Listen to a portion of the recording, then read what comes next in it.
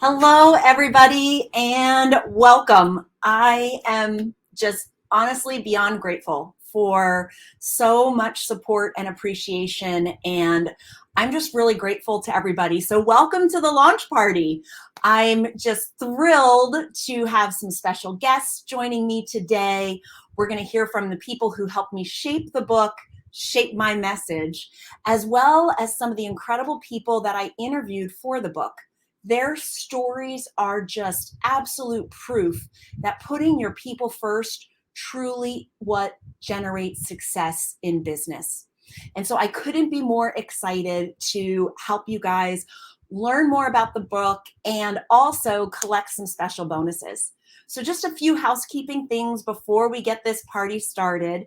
Number one, during the next 3 days, all proceeds from the books are going to be going to Girl Scouts. Girl Scouts shaped my life. And one of the great things about Girl Scouts was that it helped me discover my interest in physical therapy. And it also helped ignite my passion for leadership. It was through some of the different opportunities that I had with Girl Scouts that I was able to absolutely achieve so many things, including becoming a Girl Scout Gold Awardee. I'm also a lifetime member. And also, I want to highlight the fact that when you go to the website, thepeoplefirstbook.com, you will have the opportunity to download all of the bonuses that I'm providing with the book. I am so excited that not only will you have the messages, the strategies, and the stories of the book, but you'll also have a toolkit that can provide exercises and activities to help you really start to transform your organization. And then the other thing is there's a complimentary DISC and soft skills assessment in there for you. And I'll send you a complimentary report that gives you insight into your communication preferences, because I talk in the book about SAY, and it's our systems of communication and also your personal communication. And it also includes soft skills, because I want leaders everywhere, business owners, leaders hoping to be emerging leaders. I want everybody to know that you all have soft skills, and it's maximizing those that can be so helpful.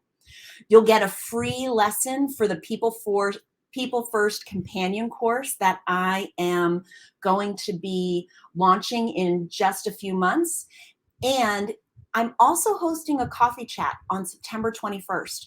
So if you download the bonuses during this first launch week, you will get registered to join that webinar. It's going to be a book club style discussion with all the folks that have taken the opportunity to read the book and join the conversation. You'll also notice that this first week I'm raffling off tickets for a 1-hour complimentary strategy session with me on any topic that is going to be helpful to you and your team. And by joining live today, you actually get a second opportunity to get entered into that raffle. So thank you again for joining. I am so excited. So I want to just start by talking a little bit about People First, my journey to get here, and why the messages in this book are so important and how they can truly help you help your team. I am on a mission to change the way people experience their work. And that mission, that experience is predicated on the knowledge that you've got to grow your people in order to grow your business.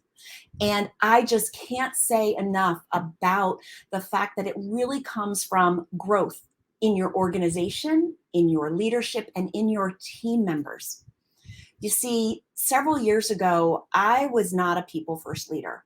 I was actually struggling with my team, and I said things that a lot of people often say when they're leaders or business owners and don't know what to do. I said things like, well, what's wrong with them? They just don't care. I don't understand why people aren't committed. Why won't they do what they're supposed to do? And I learned a really hard lesson.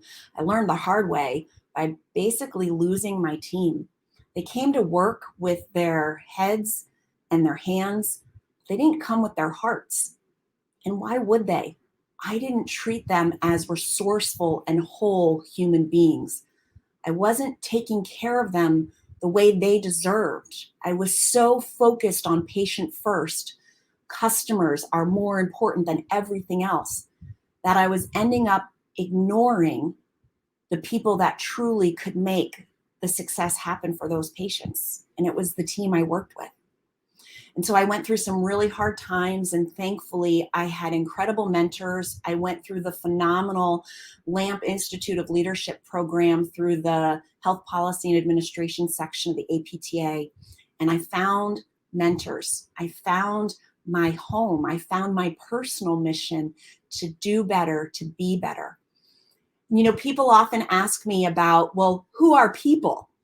Guess what? If you're a business owner, if you're a leader, if you're the person that is doing front registration, everyone is people. And yes, as a leader, you matter. You're people too.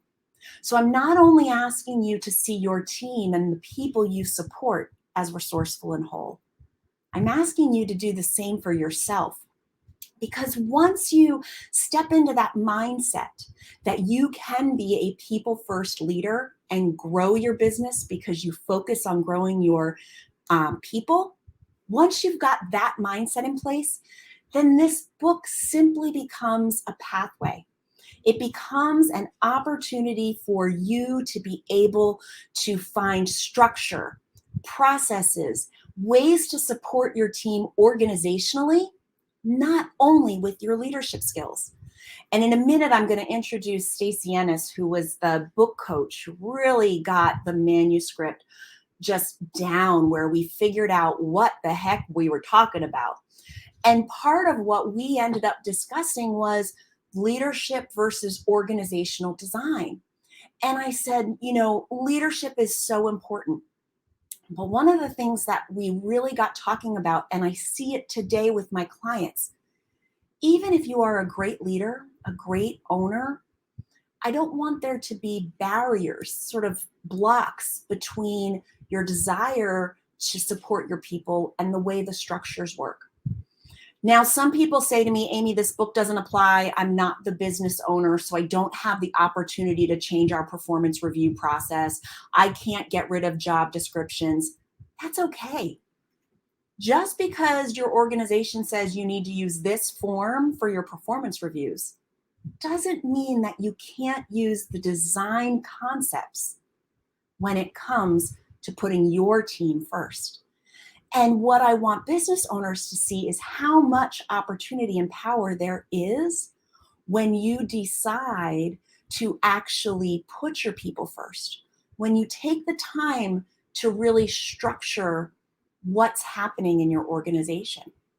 You know, one of my clients, they brought me in to start working with their leadership team. They said the managers don't seem to really know what they're doing and they could use a lot of support. And I said, okay. So we started a traditional leadership development program. And then one of the things I started to realize was, well, some of these folks aren't in the right seat on the bus. And more importantly, before we decide where they should be in the organization, I think we need to make sure that everyone is clear on what's expected, on what success looks like. And once we have those things truly organized, then we can absolutely move forward. Now we have everyone clear on what the expectations are and what success looks like, not these laundry lists. Once we have that in place, we could start to say, who's got the best skill set, the best style to match what's needed? And maybe we shifted some people around. And suddenly the manager started to feel empowered around the idea that, hey, I can do this. I know what's expected. I know how to do it. I'm going to go forth and conquer. And once they felt that support from their leaders, from the owners of the practice, they learned new ways to support their team. So I want to keep us on track, and I am thrilled, beyond thrilled, to introduce my first guest. And Stacey has shaped so much more than just the book. She has shaped even more than that because of the way that she has helped me figure out what my messages are and make sure that what I was hoping to do, we could accomplish. So, Stacy, thank you so much for joining me today. Amy, thank you for having me and congratulations. I am so excited for you. Such a Oh huge gosh, milestone. thank you so much. I just really, I can't believe that in February or January of 2020, I sat down with the amazing Ron Price, who you co-wrote Growing Influence with. And I said, Yeah. Ron, maybe someday I want to write a book. And he said, you got to talk to Stacy. And then, wouldn't you know, we have a conversation and my whole world changes. So, Stacy, tell me a little bit about the process that you took me through and how you help coach authors as they move through their nonfiction journey. Sure. Well, Amy, I very well remember our first call because as I remember, we had a couple of calls before we eventually started to work together. And I find that some of what you went through in deciding to finally take the step to write this book that was on your mind and on your heart and was so connected to your purpose, you had to think through it. You had to feel anchored in it. You had to be ready for it. And for people like you who are passionate, smart, full of ideas, committed to your work, it can feel like a really big, hairy, audacious, crazy, wild, how do I even approach this giant thing goal? And that can be understandably very scary, right? I think for you and for a lot of the people that I get the honor of supporting either one-on-one or through the work that I do my program, it's number one, you have to make that big commitment, right? And just say, okay, I'm going to do it. But then the next thing that you need to know is how do I get started? And then how do I finish? How do I complete this goal? And with your book, and I'd say books like yours that have a big idea and expertise connected to it, you needed to really align your vision with this. Like, this book needed to be a catalyst to help you achieve the bigger vision, because you could have written a lot of books. As I recall, we defined several actual books that you could write, and you really could have written a lot of different books.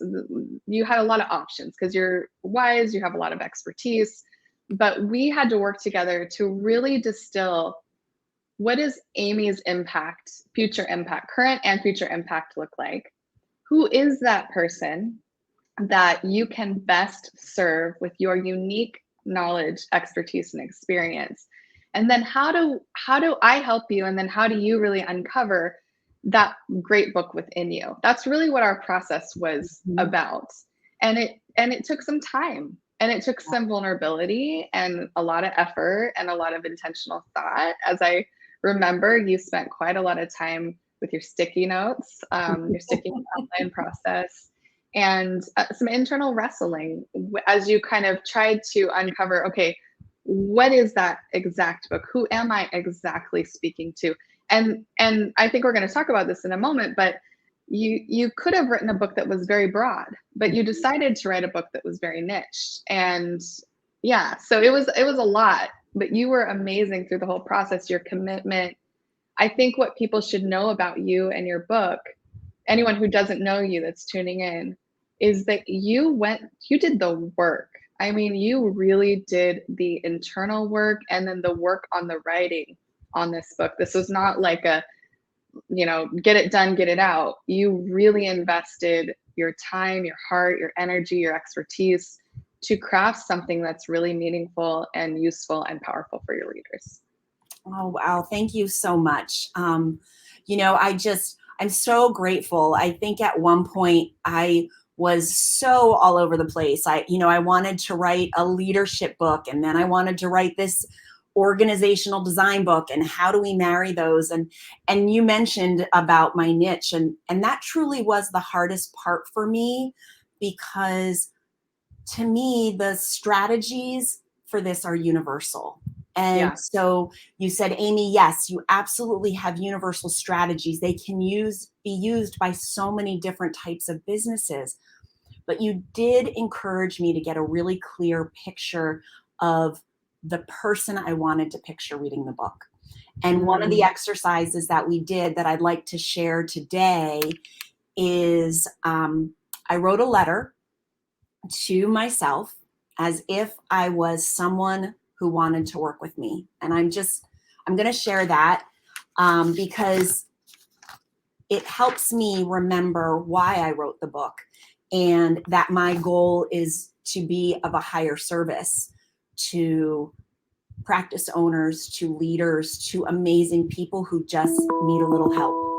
So, dear Amy, I'm writing to you at 3 a.m. because I can't sleep. I heard from Carla that you really helped her with a similar situation. We're doing great. Our practice is growing. But our frontline teams they're just not performing to the best level. We've got turnover issues, and we've got some patient complaints that I just don't understand. I'm struggling to get the staff to focus on patient experience. I really can't find good people. The leadership team wants to do more and to grow, but we're stuck. We're stuck with these frontline issues. You know, I really want to add another location and expand the number of people that we're serving. But before we can do that, we've got to get these frontline issues under control. I'm hoping that we can change the perspective of the front office. I need to get everyone on board because it's impacting our future vision. I'm so stretched. I'm way stretched. I'm having to work with the frontline staff directly because my managers just don't seem to be able to explain things well. They're not holding people accountable. Not everyone is pitching in to help. It seems like we're tripping over each other, and I can't get them to address the broken processes. I need your help to get the frontline team doing their jobs the right way with a smile. I need my managers to hold them accountable. We've got this incredible opportunity to grow, but I can't think of adding another location until we have the good people here. And I hear that from so many people. And what I want owners and leaders to see is that your people are resourceful and whole. Your front line is able to do an excellent job. If you create processes, if you create a structure that supports them. And so I thought about people who really might be experiencing this. And Stacy, that's what drove the opportunity from you to take the time to interview people. That wasn't something I had planned on. And you really encouraged me to interview. Why did you think that was going to be so helpful? Well, when I get the chance to work with somebody big-hearted and amazing like the last thing I'm going to do is tell you what to do, right? It's about you uncovering what is the right next step for you. And I suspected that going through that process would help you make a decision that you could really embrace and really feel anchored to in this book. What was so cool about that letter and a lot of the other work you did, I mean, I know I've already said this, but you did so much work, not only in writing the draft, but really in preparing for the draft. You created a reader persona. You really understood your readers through these interviews and through documenting those interviews, making notes that would guide your writing process. Mm-hmm. What was so powerful is that as you were writing the book, you were able to then go back to these insights.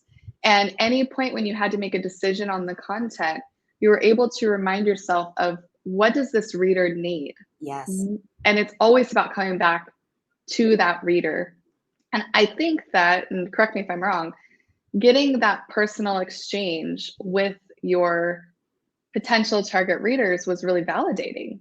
It was incredibly validating. I learned so much because I was able to interview people from different professions, even within healthcare. There's a difference between a health system with 20 or 30,000 employees, and there's a difference with an OBGYN practice. And Dr. Eckert was one of the great people that I was able to interview.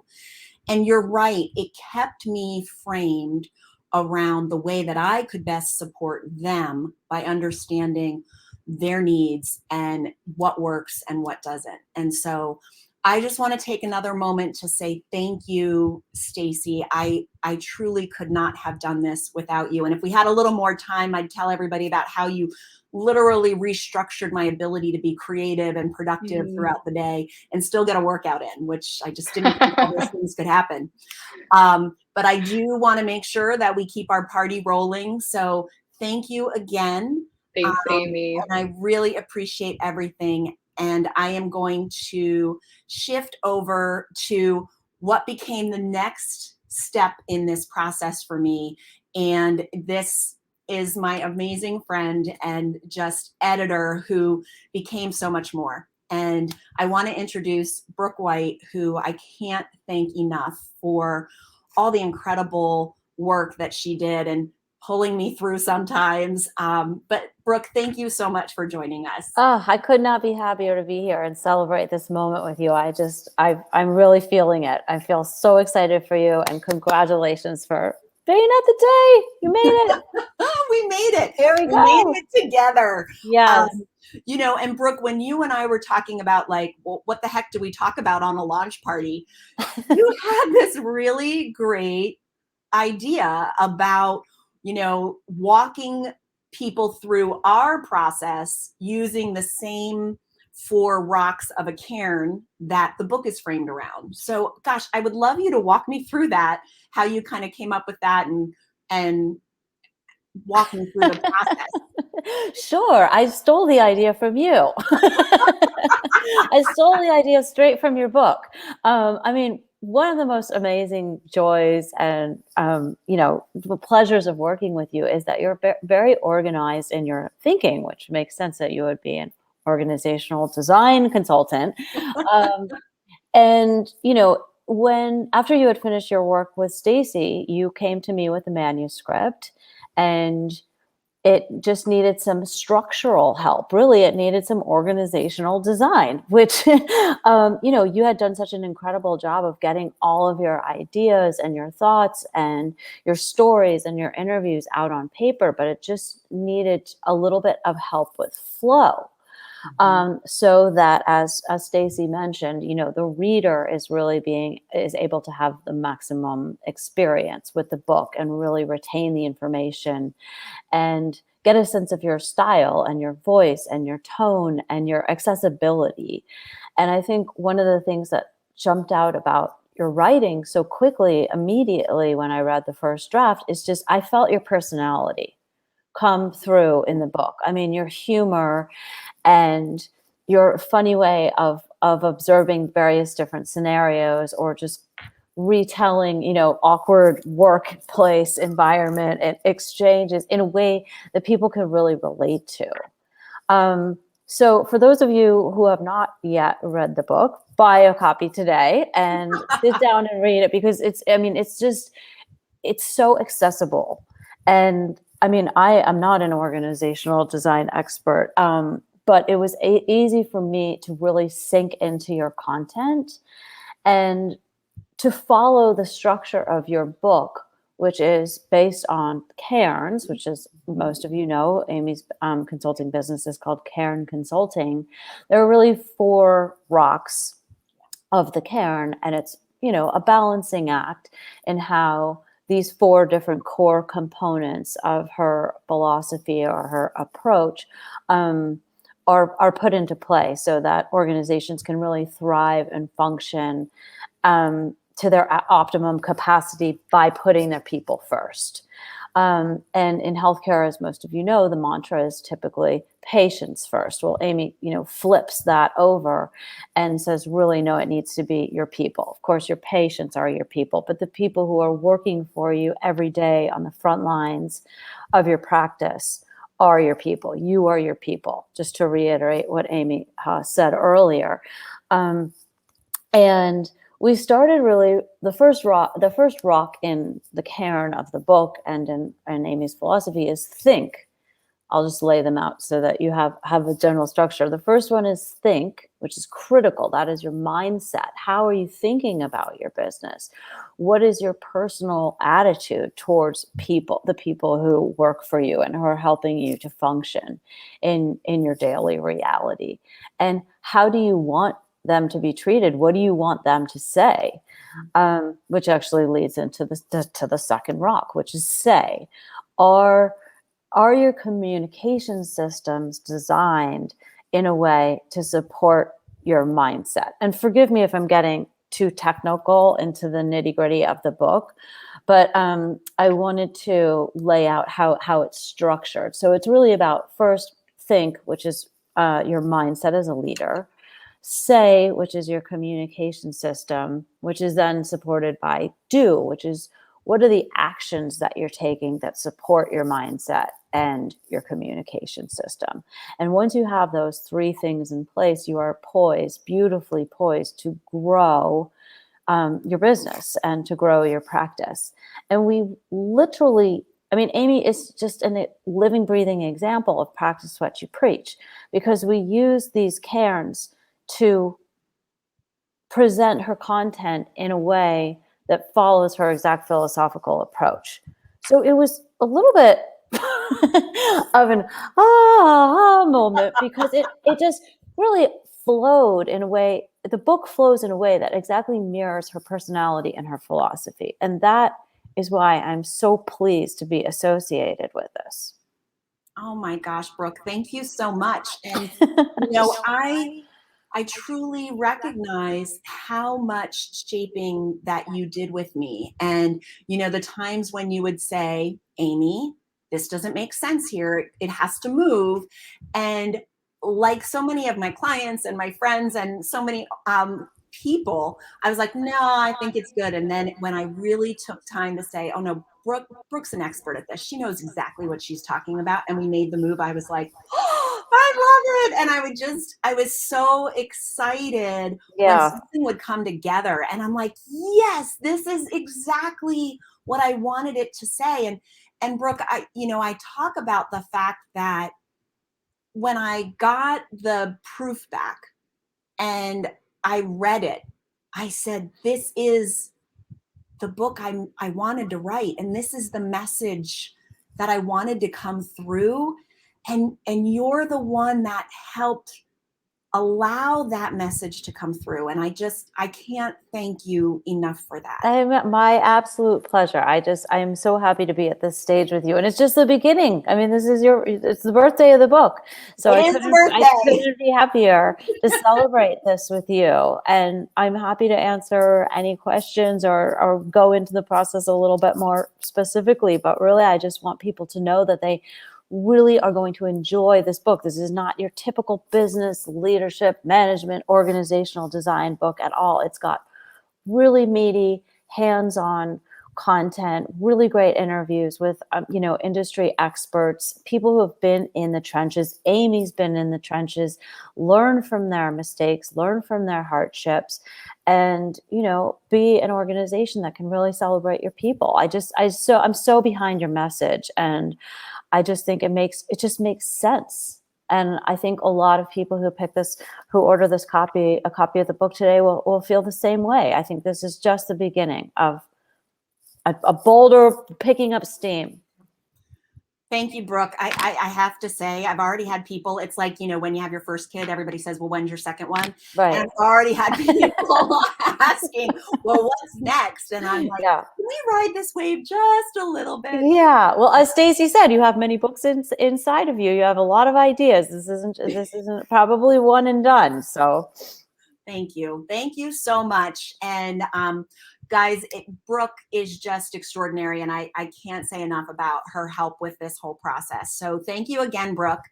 My pleasure. Oh, thank you. We are going to shift gears, and we're going to move into some of the panels. And these are the incredibly talented leaders that I interviewed for the book. They shared their stories, their successes, their challenges, and one of the things that I think is most important, as Brooke was talking about, think that foundational mindset and intention is the foundation. It is the most important piece of becoming a people-first leader, a people-first organization. And what I love is that even if you're not quite sure, people first, it feels good, but it isn't perfect yet for you, that you're going to hear stories from people who were willing to dive into that mindset and those intentions and really just dive into it with all that they have. And so I'm going to bring in a couple different people right now. And let's see. Up there's Julianne. I see her. So we are going to bring her in. Julianne is the COO of Spooner Rehab. And I'm also going to bring in Laura Cantrell, who, there she is. Laura is now the VP of Community-Based Services for Infinity Rehab. And I think I've got Craig. There you are. Yep, there's Craig. So I'm so excited. Craig is the CEO and the president for RPI, Rehabilitation and Performance Institute. Sorry about that, Craig. And guys, for those of you watching this live, add your comments, ask questions. Thankfully, these guys are willing to give up some time to talk with us about their experiences. So please, in the chat, add in comments or any questions that you might have, and we'll look forward to those coming through. So I'm going to just ask each of you the same question to start with. And it is, to tell me about your favorite outcome or favorite moment as a people first leader. And Julianne, I'm going to go ahead and start with you, please. Are you on mute?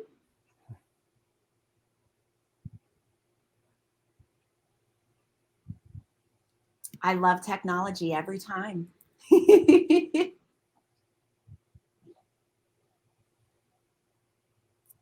Okay, we are going to come back to Julianne because she's brilliant and we'll be working to figure this out.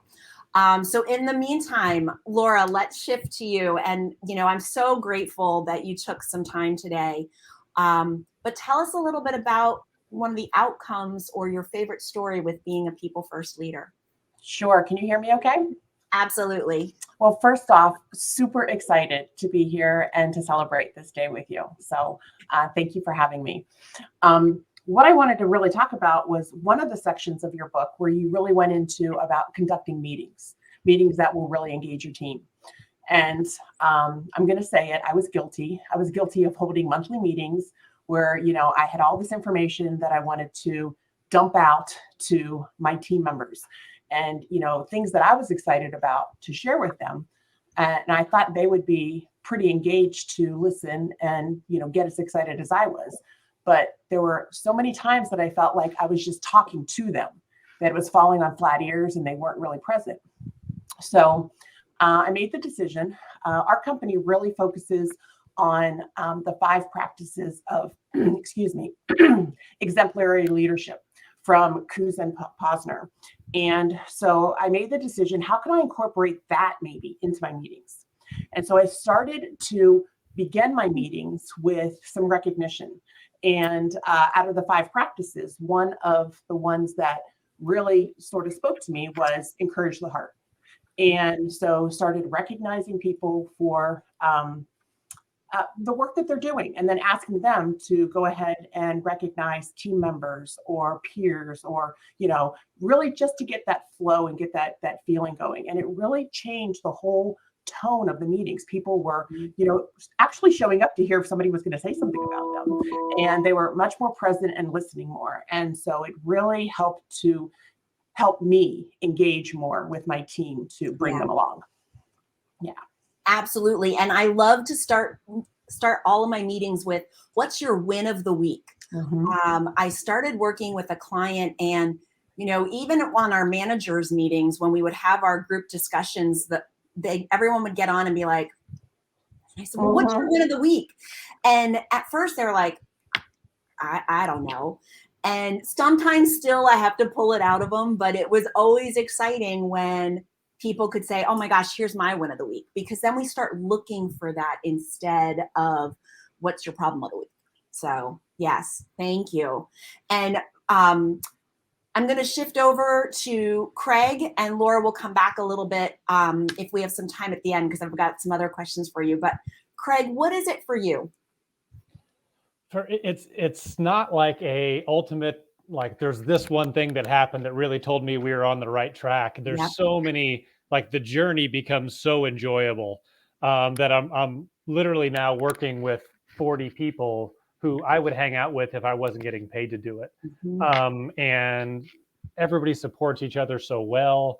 And, you know, certainly there's not that there's not challenges, but we're all working toward the same thing. And then hearing people I know, because now I'm not treating patients anymore, hearing people that I know who are going to our offices, who are telling me, I don't know, I don't even know what you guys are doing so differently, but it just feels different than any other healthcare environment I've ever been in. And I love it. And that's probably the moments where you get to see the things that your people and that the systems and processes you put in place to help them succeed, and how that plays out in front of the patient. That's probably the most powerful stuff for me. Well, and Craig, one of the most beautiful things when we had our initial conversation was you said to me, we don't have the perfect business plan. 3 of us are starting this company, and we don't have a perfect business plan. We just know that we want to put our team in a position to succeed and serve their patients. And how does that still fuel you today? It makes every decision so much easier. So because you start off knowing here's what we're trying to do. This is the exact focus. It makes every little decision kind of easy. And now that I'm not making all the little decisions, it makes it easier for everybody else to know here's where we want to be with that. And it's just so much more rewarding. Yeah. Yeah. Thank you. We'll come back. But Julianne, how's your mic doing? No. Oh my goodness. I don't know. Can other people secretly hear Julianne and it's just me? No. Okay. I didn't think so. Well, we'll try again with Julianne in a little bit, and we'll see if we can figure out how to make this work. One of the things I'll share about Julianne, and she and I did a webinar a while back for MedBridge. And one of the things that she kept talking about was, listening and really making sure that you're understanding your team's needs and how to best serve them. And so there's a couple great stories in the book that she shares, and I'll save those in case she is able to join us in a second. Regardless, let's jump back to Laura and Craig. We've got a couple minutes left for any other thoughts. And one of the things that I think people say to me often is, well, Amy, this all sounds great in theory, and it sounds nice and fluffy and light and good, but it can be really hard to put into practice. So are there any challenges that you've had or friction you've rubbed up against when it comes to putting people first? Laura, if you want to start, or yeah, there we go. I would say it can be overwhelming if you look at the whole big picture, but you have to really just take, try for that small win, try for, just one piece of it, take it one step at a time, and then build from there. I really wouldn't say that there is a one roadmap that meets everybody's needs. I mean, you just have to, put yourself out there, be a little bit vulnerable, and say, you know what, we're going to try this and see how everyone reacts to this. How can, we work together for this? And I would just say, take it baby steps, and, don't think that you're going to, nothing against the book, but you're not going to just read the book and say, hey, I've got this thing down pat. No, you've got to actually, put some work into it and try little wins. Yeah. Oh my gosh. And that's why I was so excited to be able to put together a toolkit, because it isn't just a book I want you to read and go, wasn't that interesting? Mm-hmm. I want you to have the skill set and the tools you need to actually go do it. And so I'm thrilled that we were able to put together a toolkit that goes over some of the exercises in the book. And then with the course coming out, we're going to dive even deeper into the how you get it done. There's one other thing that I love about what you said, and it's that you have to build your own Karen. Now, those aren't your words, those are mine, but it's this idea that no matter what great books you read or what things you see other people doing, at the end of the day, each Karen is unique.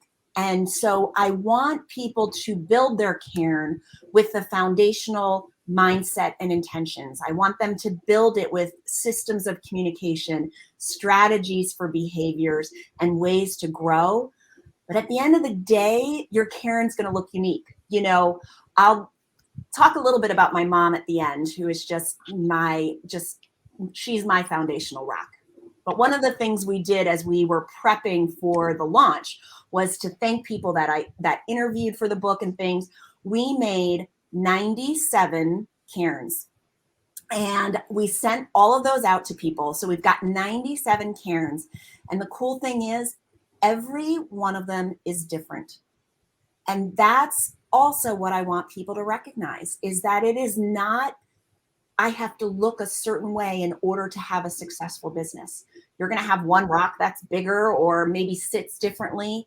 And that's what I love. So we made 97 Karens, and every single one of them looks different. So great point, Laura. Thank you so much. Craig, what about for you?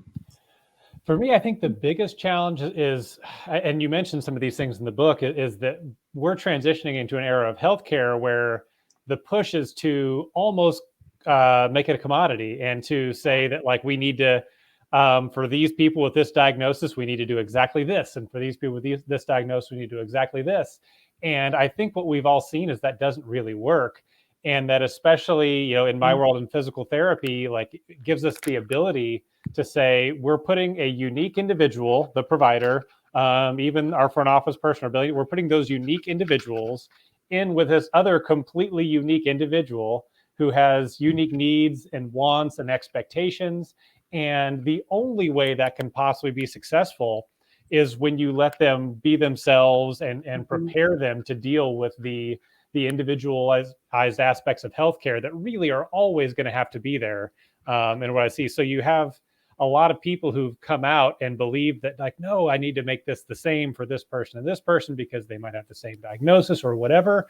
And convincing people that you'll have much more success when you can use that individual's, you know, strengths and their needs and their wants and even their individual time and how much time and effort and energy they can put into this, and find a personal solution for them. And once people see it and try it, I think everybody loves it. Yeah. But it's very foreign to some people who haven't been able to work in a people first system. And, you know, that's a great point, not only with the therapist having to do that individualized care for their patients, we need to think about that as leaders as well, that, you know, not everyone is the same. And so we can't use a cookie cutter approach to supporting them. People have different things that motivate and drive them. Some people are motivated by the opportunity for personal freedom. Others are motivated by the opportunity to learn new things, and getting to know our team members is going to allow us so much more. So thank you for that excellent point. And Christine, I just saw your comment in the post come up about being a Girl Scout leader and a Gold Committee mentoring Girl Scouts. Girl Scouts is so important, and that's why I'm thrilled to give back. You know, I actually had the opportunity in 10th grade to go on a Girl Scout wider opportunity, and, you know, 50 girls from all over the country came together in Arkansas, and we learned about every aspect of healthcare. And that's where I decided I wanted to be a physical therapist. And so, my gosh, Girl Scouts literally shaped my life. So I'm so glad to see that you are still supporting and honoring Girl Scouts. Julianne, how are we doing?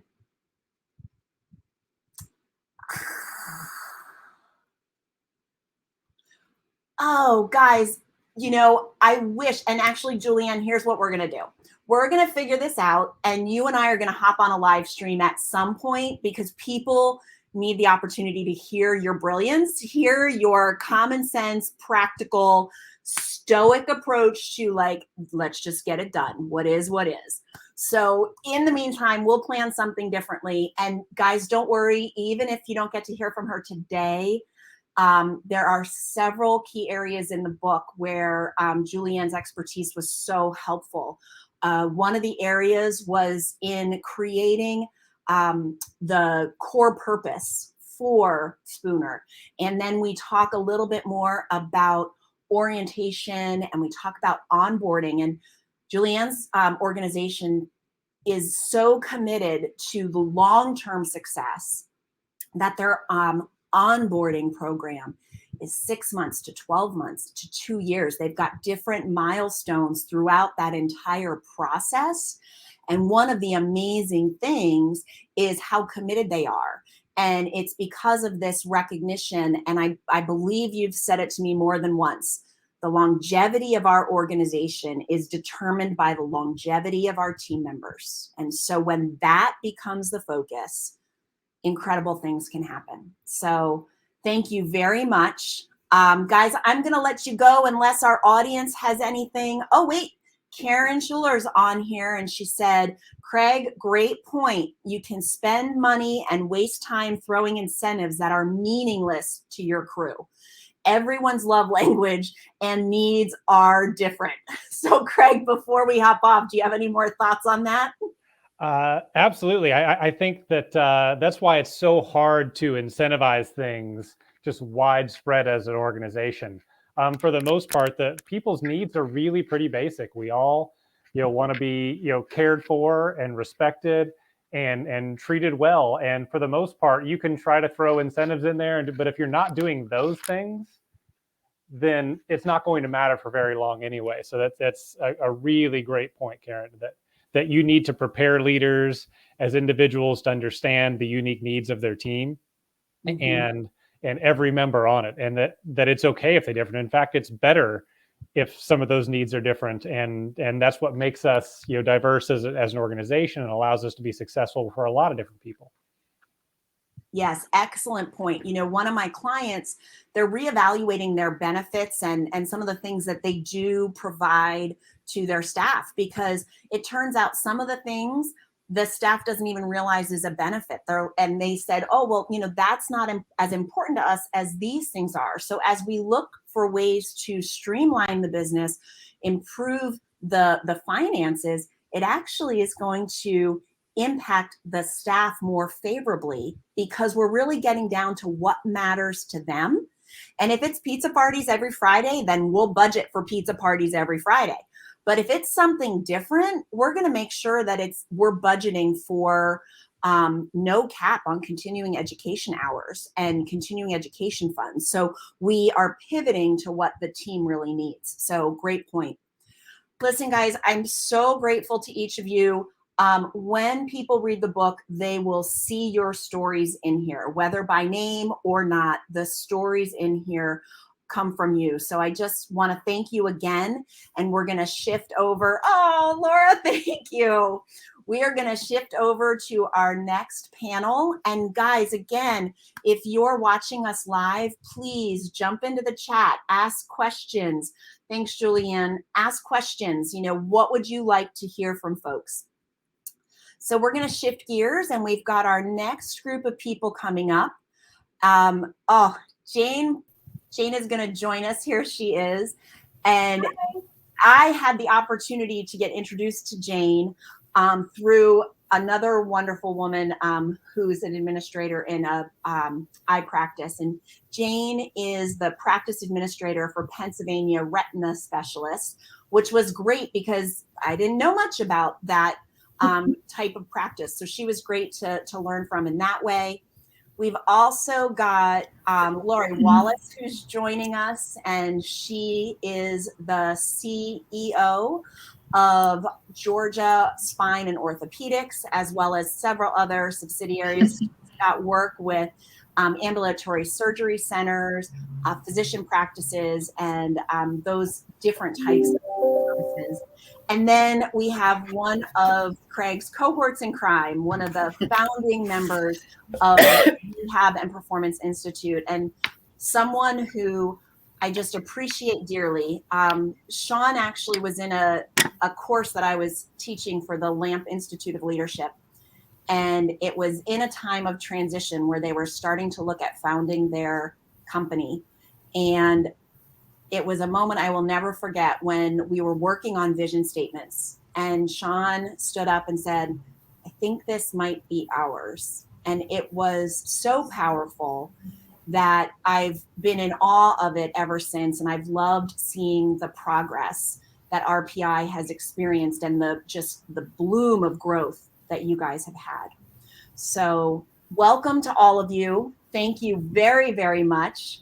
We are going to start with Jane, and I'm going to ask you that same question that I asked the previous panel. And again, guys, if you're watching this, feel free to ask a question yourself. But Jane, you have had such an extraordinary career pathway, and I know that you've had lots of people first moments and success. I wonder if there's a story that you are wanting to share in particular today. Can you hear me okay? We can hear you. Yay. First of all, congratulations.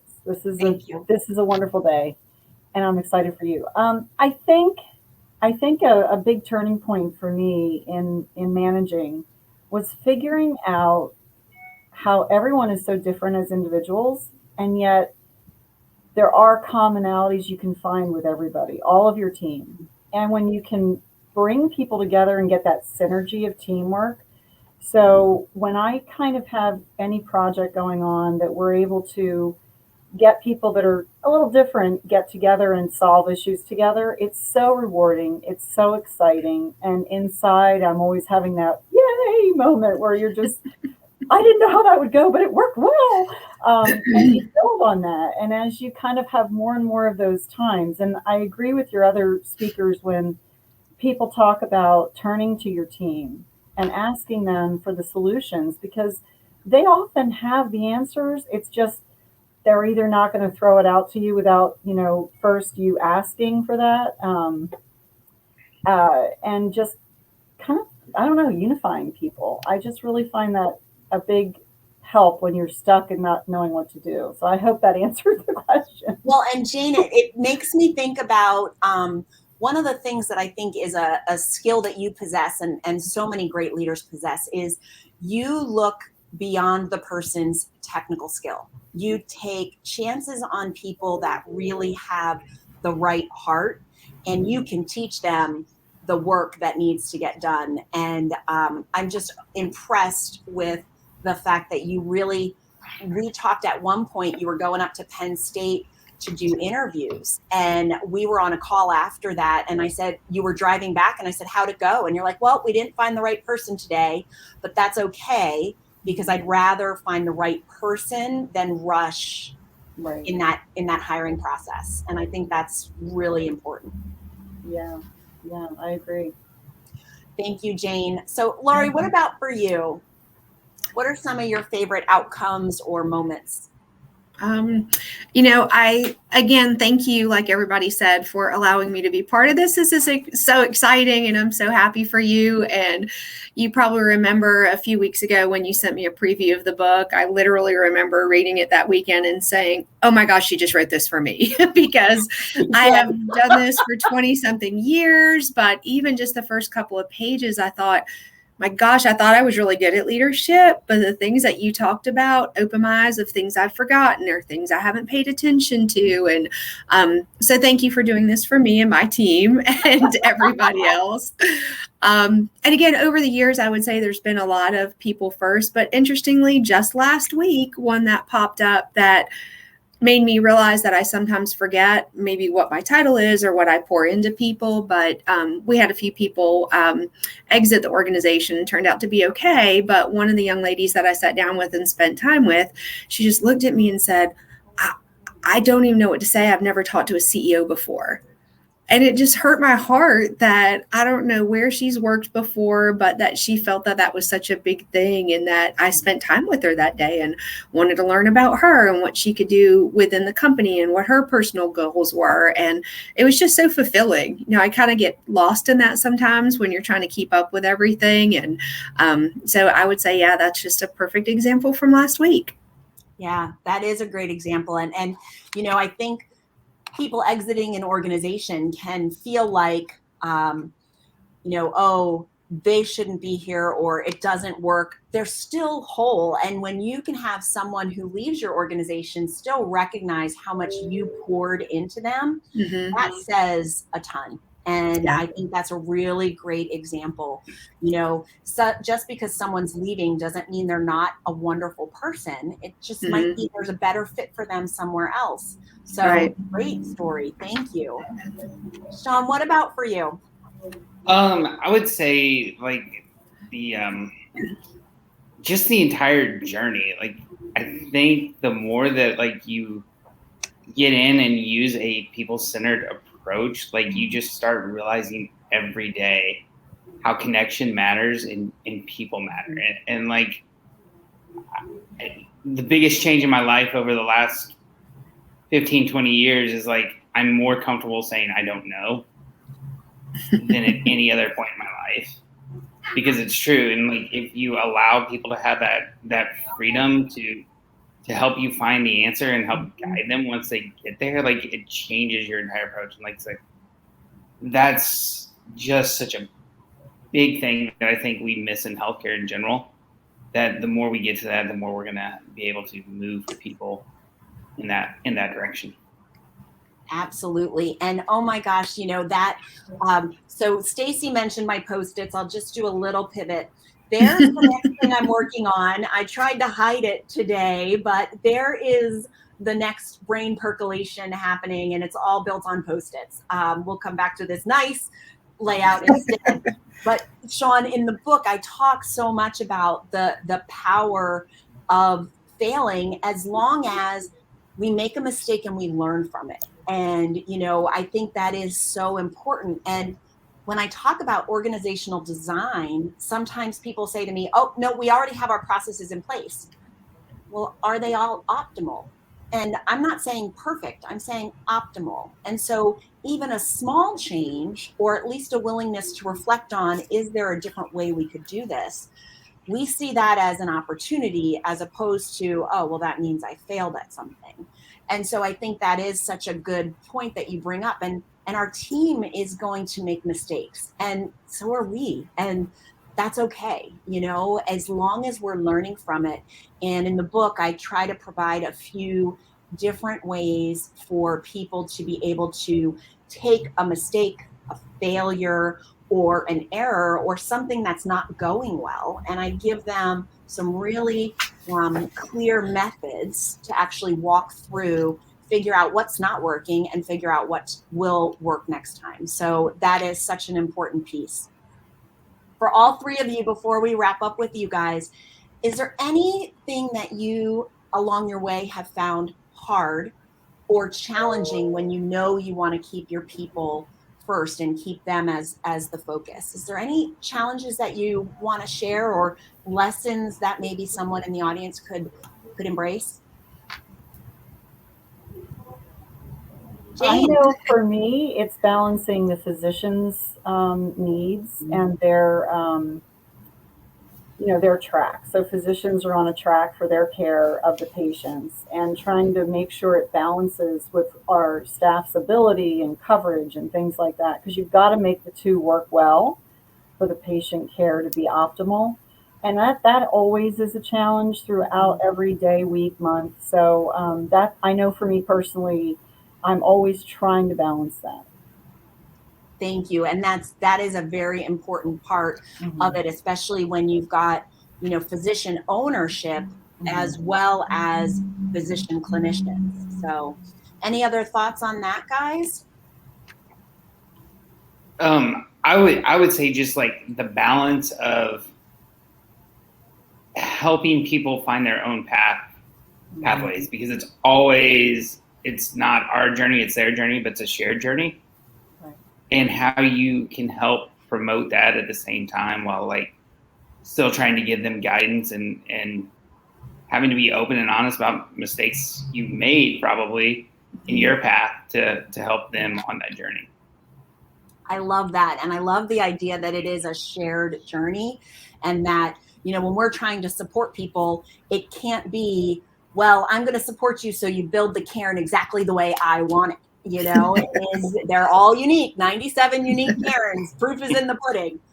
Lori, any last thoughts from you before we start to move towards close? I would say that the challenge part is trying to balance keeping the people first when you just got to get it done. And, you know, my natural tendency is just jump and roll up my sleeves and I got to get it done. And I don't have time for small talk. And, you know, that's really bit me before. So I have to be super careful about that to keep my frame and come at things and come at people in the right way. Absolutely. And you and I just talked about that the other day. You're like, Amy, I'm a rush. Like, let's go now. And being able to take that step back and look at that longevity that Julianne talks about so much. So that is mine. It's yours. Okay. Thank you guys. Truly. Thank you from just the bottom of my heart for being part of today and part of my journey to get to this message and part of the book itself. So thank you all very much. Thank you. Thanks, guys. And we are going to move into close because I know there's lots. I'm just overwhelmed by how many people have joined live, and just to see all the comments coming in about, you know, congratulations and great job. That means so much to me. I do this out of service and just knowing that other people can hopefully not experience some of the struggles that I had, because they learn their lessons earlier and they're able to make small changes and small adaptations. And I'm so thankful. Oh, Jen's got a question. If I had to pick one, oh, okay. Jen's asking about my favorite page in the book. And I'm just going to share my first favorite page of the book. And it's this page. It has no number. Wait, let me find it. Says, I hope you can read that. It says, for my mom, my foundational rock. And so one of the favorite pages of my book is the opportunity to honor and say thank you to my mom, who has been so supportive through this journey. I mean, think about it. Like, someone has a great PT job in Baltimore, has a house that she loves, and she calls her parents and says, so I think I'm going to quit my job and go traveling or do this or that. And okay, put your stuff in the basement. We're here to support you. And then I've served in healthcare in leadership roles, and I call and I say, so I think I'm going to start a consulting company. Okay, what do you need? And so my mom truly has been my foundational rock. And so I love that page of the book. And in fact, these gorgeous flowers came from her today. And so first and foremost, I want to thank her for that. My other favorite page of the book, well, there's two really awesome pages. And Brooke is queen of the call outs. Like, this woman, my editor, Brooke, had such skill. So I love page 12. And I love page 12 because we've flipped org charts onto their side. Because what I want leaders and owners to remember is you can't get to your customer by bulldozing through your team. And so even the larger your organization gets, the further you are from that customer, that patient, and their outcomes. And so the only way you can actually have success with your patients, with your customers, your clients, their success comes by you supporting the rest of the org chart. And you can't bulldoze through people. And unfortunately, I learned that lesson the hard way, because I was in acute care and I said, ICU patients deserve care and we're going to do it no matter what. And I neglected the fact that people had to work through that process. And so, you know, that's why this is one of my favorite pages. And Brooke, queen of call outs, wrote on this, helped me with this call out to say, you can't go around your own people to create the patient experience. And that's what these org charts show us. And then my second favorite page, and I'm so grateful to page 2 and to Jen, who did all of the graphics, but this page is just my favorite. So In the book, I talk a lot about growth and development. And when we think about growth and development, we often think about traditional career ladders, you know? And when I worked in a health system with 20,000 employees, there was a career ladder. Now, I still capped out at that career ladder pretty quickly because in rehab, we could go as high as that. You know, when I look at Jane's role, she's at the pinnacle of that career ladder. And she and I have talked a couple times about within her organization, there's not a lot of rungs on that ladder. And so by replacing our mindset around, in order to grow our people, we're growing them up the ladder. And gosh, our practice only has 2 managers, so everybody else is out of luck. It doesn't have to be. When we treat it like, again, page 2, fabulous graphic. When we treat it as a career rock wall, suddenly there's a lot more ways to grow, to move, to gain experiences. So when I work with clients or even in myself, we look not at what's the next position, but we look at what skills do you already have? What skills do you want to learn? And then we build their learning plan around this idea of a rock wall, that everything's not always upward movement, because sometimes you may have 2 people, and for one of them, the next rock to grab onto is like super close, right there, easy stretch. And then you have someone else who's like, that one feels really far away from me. And my someone I've worked with in the past, I've worked with their consulting company, and they are professional services. And when she read the book, not in healthcare, when she read the book, she said to me, oh my gosh, the career rock wall is phenomenal. She said, you know, I have someone on partner track, and she's just not understanding that she needs to make a lateral move to be able to do that. And so page 12 represents that. All right, guys, we are going to close out. And again, I can't get over how many people were able to join live. And I know there's going to be a replay of this for people who couldn't, because let's face it, it's the middle of the workday. I want to thank all of the people that were on the panel today and all of the other people that I interviewed. Stacy, Brooke, I couldn't have done this without you. And I couldn't have done this without the support of so many of my family and my friends who really encouraged and supported me along this whole journey. You know, I want to thank people who believe in this people first method and the messages of the book. So I want you to just embrace the opportunity. And remember, if you buy the book today, you have great opportunity to get those bonuses. So like Lori mentioned, the toolkit, an opportunity to join a Q&A session, maybe a month from now, September 21st. So you guys have plenty of time to read the book.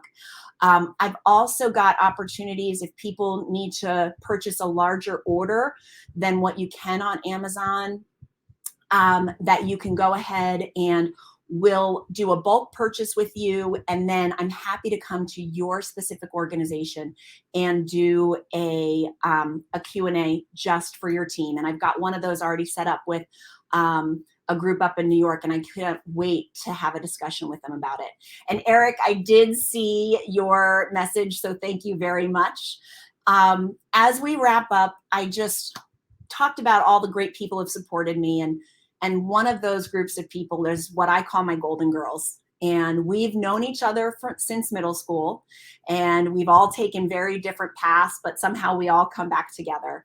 And so they helped me do a toast. And I love Aperol Spritzes. So many of you already got the recipe, but we're just gonna have a chance to watch us with our toast, because we didn't want people thinking, oh, day drinking Amy Lafco. So here is a little video to wrap up so that everyone gets a chance to see us have a toast. Thank you guys very much. Buy the book. Let me know if you need anything, but thank you guys. Thank you guys again so much for being part of this launch party. I am so excited to get the message of people first out into the world. And before we do that, I had to thank some very special people in my life. These are all my golden girls, and we've known each other since middle school, and I'm so grateful that we still have our friendship now. So thank you guys very much. So in honor of Amy's book launch, we thought we would start with her favorite drink. It's an Aperol Spritz.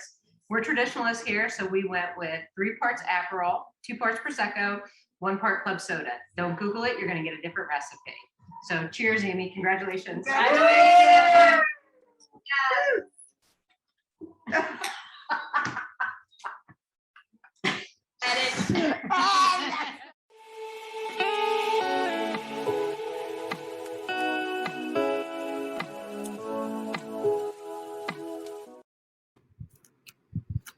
Thank you guys. Have